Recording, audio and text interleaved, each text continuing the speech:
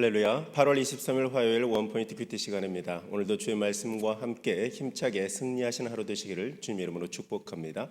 오늘 하나님께서 우리에게 주신 말씀은 사무엘상 25장 14절에서 22절까지의 말씀입니다. 함께 읽겠습니다.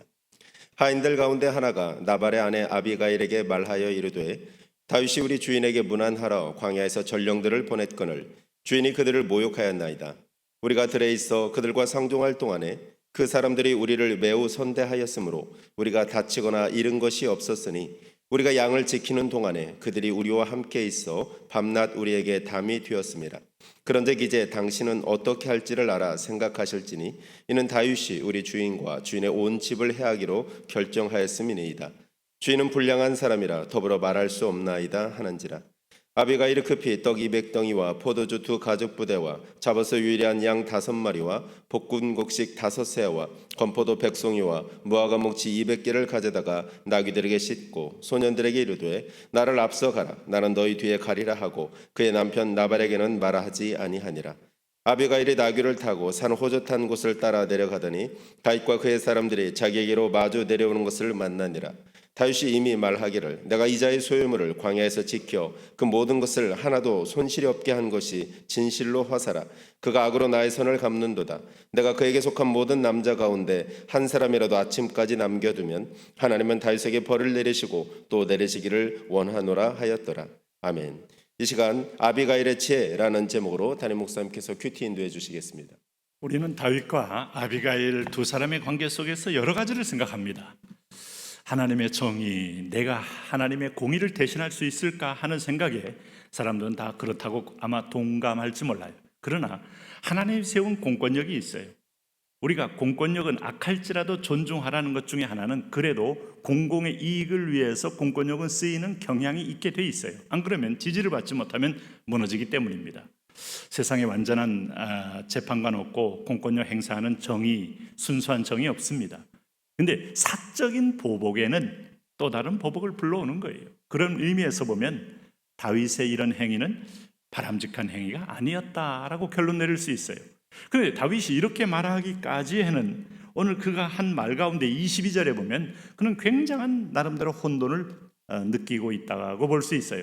내가 그에게 속한 모든 남자 가운데 한 사람이라도 아침까지 남겨두면 하나님은 다윗에게 벌을 내리시고 또 내리시기를 원하노라 하였더라 라는 말에는 이건 마땅히 진멸돼야 마땅하다 이 뜻입니다. 왜 그런가 하면 오늘 다윗이 뭐라고 말했습니까? 16절 보세요. 우리가 양을 지키는 동안에 그들이 우리와 함께 있어 밤낮 우리에게 담이 되었습니다. 짐승을 막아주는 담, 외적을 막아주는 담. 알고 보면 나발의 모든 재산은 다윗이 반은 지켜줬다고 해도 별로 틀린 말이 아니에요.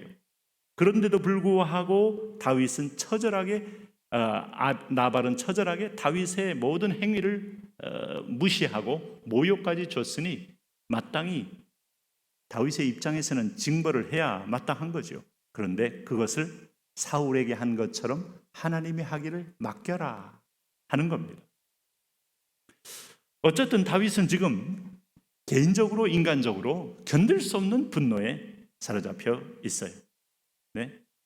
여기 17절 말씀 보면 그런즉 이제 당신은 어떻게 할지를 생각할지니 이는 다윗이 우리 주인과 주인의 온 집을 해하기로 결정하였음이니이다. 자, 오늘 나발의 하인들이 지금 다윗의 지금 동태를 그대로 그 부인 아비가일에게 지금 전하는 내용입니다. 주인은 불량한 사람이라 더불어 말할 수 없나이다 하는지라. 오늘 하인들마저도 주인의 행태와 태도와 그런 자세에 대해서 신임하지 못하기 때문에 이 말을 했다가 죽임을 당할 수 있으니까 아비가일에게 말한 거예요. 아마 아비가일은 아주 현명하고 총명하고 지혜로운 여인, 알려진 대로 그런 사리 분별이 있는 여인이었다 하는 걸 알 수 있어요. 그리고 하인들마저도 남편인 그 나발에 대하여는 신뢰를 못해도 아비가일에게는 소통의 통로가 되고 있었다는 걸 알 수 있어요. 자, 이렇게 아내 덕보고는 남자인데 오늘 아비가일이 어떤 면에서 현명하냐 하면 아비가일은 재고할 여지를 갖고 있지 않습니다. 18절 말씀 보세요. 아비가일이 급히 떡 200덩이와 포도주 2가죽부대와 잡아서 요리한 양 5마리와 볶은 곡식 5서와 건포도 100송이와 무화과 뭉치 200개를 가져다가 나귀들에게 싣고 우선 당장 먹을 걸 준비해서, 지금 허기지고 배고픈 사람 분노가 일어납니다. 배고픈 사람 예민합니다. 우선 먹을 것을 먹이기 위하여 급히 준비하고 떠나는 모습 볼 수 있어요. 상황 판단이 빠릅니다. 그리고 이 상황을 그대로 뒀다가는 나발뿐만 아니라 자기도 살아남을 수 없다는 사실을 너무 잘 압니다. 그리고 다윗의 용맹과 다윗의 군인들의 그 행태도 너무 잘 압니다. 그리고 분명한 것은 다윗이 우리를 지켜준 담이 되었다는 사실도 인정한다는 것이죠. 그래서 19절 말씀 보세요. 소년들에게 이르되 나를 앞서가라, 나는 너희 뒤에 가리라 하고 그의 남편 나발에게는 말하지 아니하리라. 아마 이 여인의 지혜로운 것은 신속성이에요. 그리고 나발에게 얘기했다면 나발은 분명히 거절하고, 무슨 여자가 내 말 안 듣고 하면서 소동을 지르면서 그 사이에 싸우는 동안에 아마 다윗 군대는 칼을 뻘고 400명은 아마 그 나발의 집을 포위했을 거예요.